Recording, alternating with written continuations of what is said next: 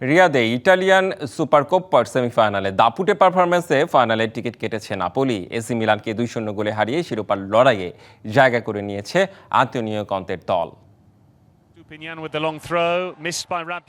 রিয়াদের Kings Saud university স্টেডিয়ামে শুরু থেকেই আক্রমণাত্মক ফুটবল খেলতে থাকে নাপোলি। বলের দখল ও গতিতে ধীরে ধীরে ম্যাচে নিয়ন্ত্রণ নেয় ইতালিয়ান চ্যাম্পিয়নরা।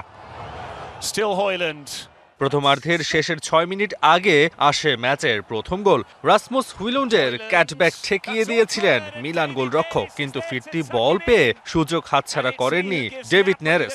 জালে জড়িয়ে দেন সহজ ফিনিশিংয়ে। নতুন এবং ফিরে আসা গ্রাহকদের জন্য নগদে চলছে ক্যাশব্যাক সহ প্রতিদিন হাজারো উপহার জেতার সুযোগ। হবে আশা আর ফেরা, সারপ্রাইজ সেরা। দ্বিতীয়ার্ধে ব্যবধান বাড়ানোর জন্য চাপ আরও বাড়ায় নাপোলি। 63 মিনিটে নিজেই গোলের খাতা খোলেন হুইলুন্ড। বক্সের বাইরে থেকে তার নিচু ও শক্তিশালী শট মিলান রক্ষণ ভাগকে হতবাক করে দেয়। 2-0 গোলের লিড ধরে রেখে আত্মবিশ্বাসী জয় নিশ্চিত করে নাপোলি। এ জয়ে 2014 সালের পর প্রথমবার ইতালিয়ান সুপারকোপ্পা জয়ের লক্ষ্য নিয়ে এবার ফাইনালে নামবে Napoli. তাসওয়ান Nafi, DBC news desk.